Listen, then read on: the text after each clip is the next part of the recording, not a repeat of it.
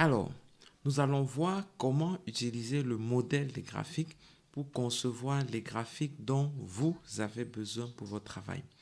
Dans ce fichier de graphique que nous avons là, vous avez différents onglets sur le bouton d'en bas ici.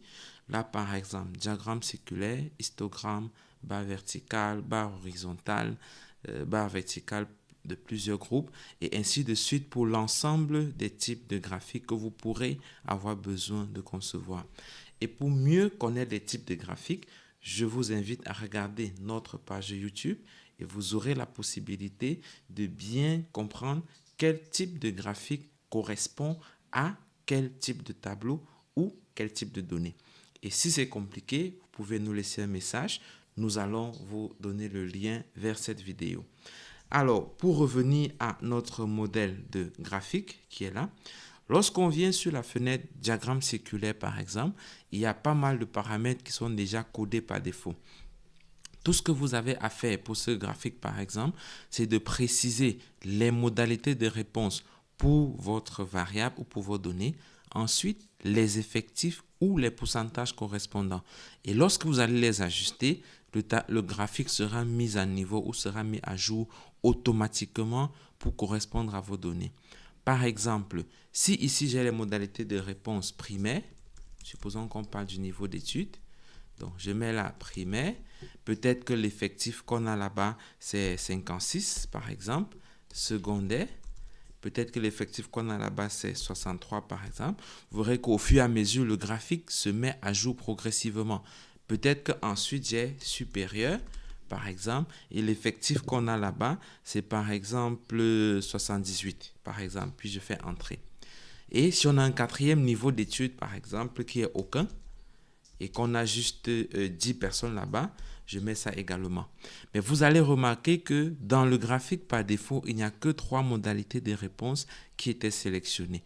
Et pour faire prendre en compte la quatrième modalité de réponse que j'ai ici, je peux juste cliquer sur le graphique une fois. Et vous verrez que quand je clique sur le graphique, ça me montre la zone de mes données qui est considérée pour réaliser ce graphique. Et tout ce que j'ai à faire maintenant, c'est de faire glisser, comme dans un fichier Excel, de faire glisser le bord ici jusque là pour prendre en considération aucun, et puis faire glisser ici jusque là pour prendre en considération cet effectif. Et puis voilà, nous avons maintenant les 4 modalités de réponse sur mon graphique là. Si je veux réduire à moins, supposons que je n'avais que 2 modalités de réponse, primaire et secondaire. Là, je reviens à la base ici. Je clique sur mon graphique une fois et ça me montre la zone des données connectées et je peux remonter là pour revenir à primaire et secondaire et remonter là également et j'ai les 2 modalités de réponse. Et c'est comme ça qu'on a la possibilité donc de modifier le jeu de données qui est pris en compte pour les données et ça, ce sera valable pour l'ensemble des onglets qu'on a dans ce fichier. Donc, je reviens ici pour amener à 4 modalités de réponse puisque c'est ce qu'on pourrait avoir besoin ici. Autre chose, je peux changer la position des carrés ou des modalités de réponse sur mon graphique ici. Par exemple, là, j'ai primaire qui me semble caché. Tout ce que j'ai à faire, c'est cliquer sur primaire et pouvoir déplacer. Vous voyez, ça peut se déplacer là pour mettre en bas, par exemple. Et j'ai la modalité primaire ici. Maintenant, si je veux garder le petit trait là, je peux juste redéplacer bien pour amener un peu plus haut. Voilà, donc je déplace là, par exemple. Et je sais que j'ai primaire ici, j'ai secondaire, j'ai supérieur et puis j'ai aucun. Et j'ai mon graphique qui est prêt à être utilisé. Ce qui me reste à faire maintenant, c'est de copier ce graphique et de pouvoir le coller dans le fichier Word qui peut être mon article, qui peut être mon fichier de résultats ou tout autre document dans lequel je veux mettre ce graphique. Pour cela, je fais un clic droit sur le fichier ici, clic droit, et puis je vais prendre copier, puisque c'est ça qui m'intéresse. Je reviens dans mon fichier Word. Ça, c'est un fichier Word vide, par exemple. Et puis, pour coller, je fais un clic droit et je dois choisir la deuxième option qui est là, qui dit conserver la mise en forme source et incorporer le classeur. Très important. Parce que cette option me permet non seulement de garder exactement la même mise en forme que j'avais au départ, mais en plus d'intégrer mon graphique directement dans le document. Je vous décommande vivement utiliser l'option de pardon, conserver la mise en forme source et lier les données parce que ceci voudrait dire que à chaque fois que vous allez modifier le fichier Excel, votre graphique sera modifié et ça, c'est pas du tout ce qu'on veut. Donc, je prends conserver la mise en forme source et incorporer le classeur et j'ai mon graphique qui est là.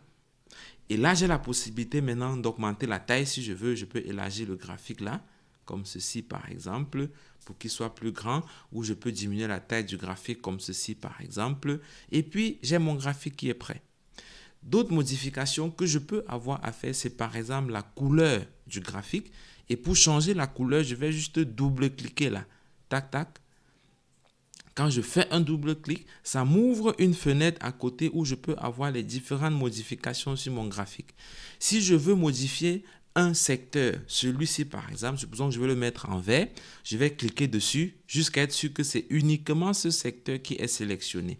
Et là, je viens sur le seau de peinture là, bouton de remplissage, et puis je choisis remplissage ici, et j'ai la possibilité de prendre couleur unie pour mettre une seule couleur et je peux changer la couleur à ce niveau pour prendre la couleur qui me convient. Et pareil pour les autres, je peux cliquer sur un autre secteur là. Étant déjà dans le seau de peinture, je prends couleur unie et je peux choisir sa couleur ici, par exemple l'orange. Et puis j'ai une couleur où je prends une autre parce qu'il y avait déjà orange là. Je prends par exemple le bleu. Voilà, j'ai une autre couleur ici. Et c'est comme ça que je peux ajuster les différentes couleurs. Et une fois que j'ai fini, je ferme cette fenêtre-là et je fais un clic droit à nouveau pour copier. Et je peux revenir dans mon fichier Word. Je peux supprimer celui qui était là en cliquant dessus simplement et en appuyant sur la touche Delete de mon clavier. Et je vais coller ici. Je fais un clic droit. Je prends Intégrer, conserver la mise en forme sous et incorporer le classeur. Lorsque je clique là, j'ai mon fichier, mon graphique qui est placé et je peux l'ajuster comme je veux. Je peux donner un titre et tout le reste. Et en regardant les autres onglets, c'est à peu près la même chose. Lorsqu'on regarde l'histogramme, le fichier pour les histogrammes, ici on a les classes des variables parce que là il faut dire l'histogramme c'est pour les variables quantitatives continues qu'on a reconverti en classe. Et donc, je viens juste ici remplir les classes correspondantes parce que là, j'ai des valeurs par défaut. Bien sûr, ici, ce sont déjà mes classes. Je conserve ce même fichier, tout simplement. Mais sinon, voilà, je peux définir d'autres nouvelles classes. Par exemple, je peux avoir 0 à 10. Et puis, par exemple, 10 à 20. Par exemple, non. En principe, on devrait avoir les symboles d'espace, je veux dire d'intervalle. Voilà, j'ouvre à 0 là, et puis ouvert ici, ça c'est bon. Ici, je mets 10 à 20, par exemple. Ici, je peux mettre 20 à 40, par exemple. Ici, je peux mettre 40 à 60. Et ici, par exemple, j'ai plus de 60. Et il faut noter que ici, la valeur dont on a besoin, ce sont les pourcentages et non les effectifs, tel qu'on peut le voir ici. Et bien sûr, la somme devrait correspondre à 100%. Donc, je vais mettre n'importe quoi là, par exemple 10, 20 en termes de pourcentage, 30, là, ça me fait déjà 60, par exemple 20 encore, et 20, par exemple. Et puis, j'ai les différents pourcentages dont on a besoin ici. Et vous verrez que la dernière catégorie n'est pas prise en compte. Et encore une fois, pour changer la plage considérée, je clique sur mon graphique une fois et j'ai la plage. Et je peux glisser vers le bas comme ceci et glisser vers le bas comme ceci. Et j'ai l'ensemble de mes plages qui sont prises en considération. Un fait particulier pour ce type de graphique et les autres qui vont suivre, c'est qu'il nous faut un titre pour l'axe des abscisses et un titre pour l'axe des ordonnées. À ce moment, je vais juste venir dans la cellule des titres ici, remettre la valeur du titre. Par exemple, supposons que ici, c'est le nombre d'élèves que j'ai eu, donc nombre d'élèves qu'on a par classe, peut-être je mets ici par classe. Et puis quand je fais entrer, on verra que ici mon titre de graphique se met à jour automatiquement. En colonne, je devrais avoir les pourcentages. Ou si j'ai travaillé en anglais, je veux écrire percentage. Je peux écrire là, percentage, je mets ici comme ceci. Je ferme la parenthèse et quand je fais entrer, c'est mis à jour automatiquement. Et bien entendu, Si je veux changer la couleur, c'est tout à fait pareil comme tout à l'heure. Je fais un double clic et là, j'ai le champ de droite qui s'ouvre et j'ai la boîte à peinture ici. Je clique dessus et je vais prendre remplissage uni pour choisir la couleur que je veux. Là, par défaut, ça a pris le bleu qu'on avait tout à l'heure, mais je peux changer la couleur en vert, par exemple. Je peux changer la couleur en rouge. Ouais, c'est possible. Je peux prendre du rouge carrément. Voilà, ou si je veux le faire là, ça n'a pas pris. Quand je vais dans un espace vide comme ceci, si je reviens cliquer juste sur une des barres, ça me montre tout le champ de modification. Je prends ma boîte de peinture là, remplissage uni, effectivement, et je choisis une couleur de remplissage ici. Par exemple, là, j'ai le rouge dont on parlait tout à l'heure. Et si je veux conserver ce graphique dans mon fichier Word, c'est pareil. Je fais un clic droit, je vais copier. Je reviens dans mon fichier Word ici et je fais à nouveau le clic droit à l'endroit où je veux mettre mon graphique. Clic droit. Attention, je choisis conserver la mise en forme source et incorporer le classeur. En général, c'est la deuxième option ici. Et une fois que je colle, j'ai mon graphique qui est prêt et dans le format qui me convient. Et on aura le même principe pour l'ensemble des autres graphiques qu'il y a dans ce modèle de template. Donc, si je reviens là, voilà, on verra que pour le diagramme en bas vertical avec un seul groupe, par exemple, quand on veut décrire une variable catégorielle, j'ai les différentes barres là, j'ai la possibilité de changer juste mes modalités de réponse ici, exactement comme tout à l'heure, renseigner les pourcentages là, mettre le titre de l'axe des abscisses, titre de l'axe des ordonnées, et mon graphique est mis à jour. Et si la plage est plus longue ou plus courte que ce qui est là, je fais juste un clic sur mes données et j'ai la possibilité de coulisser pour remonter ou de coulisser pour descendre, pour choisir exactement la plage sur laquelle mes données ou mon tableau est placé et ça me permet d'avoir mon graphique. Et c'est pareil si je veux un diagramme en bas horizontal, c'est la même chose, je vais mettre mes modalités de réponse, pourcentage, des titres et puis c'est pareil. Lorsqu'on a un diagramme à faire avec plusieurs groupes à présenter sur le même graphique, par exemple, je peux avoir à présenter les modalités de réponse avant, pendant et après une intervention. Dans ce cas, c'est ce modèle de graphique que je vais utiliser. Et pour ça, je vais juste ajuster les pourcentages. Et j'insiste bien, les pourcentages qu'on a ici. Je mets mes différents groupes là. Je mets les modalités de réponse ici. Et j'ai mon graphique. Si d'aventure, j'ai moins que ceci avec juste deux groupes et deux modalités de réponse, je peux juste cliquer sur mon graphique là. Et à nouveau, je peux l'avoir. Bon, je vais cliquer sur le graphique dans son ensemble ici. Et là, je peux changer en réduisant comme ceci pour rester sur deux modalités de réponse et deux ou trois catégories ici. Et ça met à jour automatiquement sur mon graphique. Ou alors, je peux l'élargir davantage comme ceci. Et ça me permettra d'avoir aussi les éléments qu'on a là. Et je pourrais donc ajuster mon titre d'axe des abscisses, axe des ordonnées. Et puis, je vais pouvoir copier mon graphique et le coller également. Et c'est la même chose qu'on a ici, plusieurs groupes horizontaux. Quand c'est un nuage de points, ici, par contre, j'aurais besoin exactement des valeurs des données que j'ai dans ma base de données. Non pas des tableaux, parce que pour faire un nuage de points, on doit avoir les valeurs individuelles de chaque participant. Et pour ça, j'ai ici les variables que je veux avoir en X, les variables que je veux avoir en Y, du moins les modalités ou les réponses des participants pour chacune de ces variables.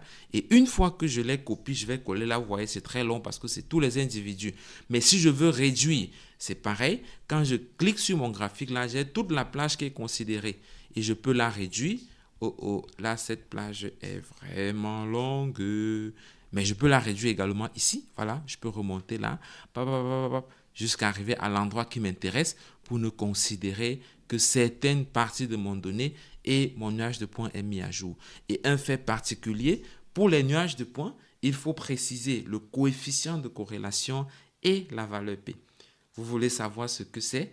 Contactez-nous ou alors vous pouvez utiliser le livre que nous avons publié sur l'initiation à la recherche en santé ou participer à l'une de nos formations où nous expliquons les notions de statistique, les notions de recherche qui vous seront très utiles. Et une fois que j'ai ces valeurs, je vais juste les remplacer ici. Par exemple, si mon R c'est plutôt de 0,9, je vais mettre ici 0,9. Je modifie ce qui est là. Si ma valeur P, c'est 0,035, par exemple, je mets égal 0,0, je mets 35. Et quand je fais entrer, les valeurs sont ajustées dans mon graphique ici. Et ce qui me reste à faire, après avoir changé les titres des axes abscisse et ordonnées, c'est de copier mon graphique encore une fois et d'aller coller dans mon fichier Word. Et enfin, on aura les autres types de graphiques qui respectent exactement le même principe et le diagramme en ligne aussi qui va avoir ici les valeurs dont j'ai besoin en ligne, les effectifs dont j'ai besoin ici en colonne et les titres des axes que je peux ajuster pour avoir mon graphique. Et c'est là l'ensemble des graphiques. Rendez-vous très prochainement pour une autre vidéo. Ciao!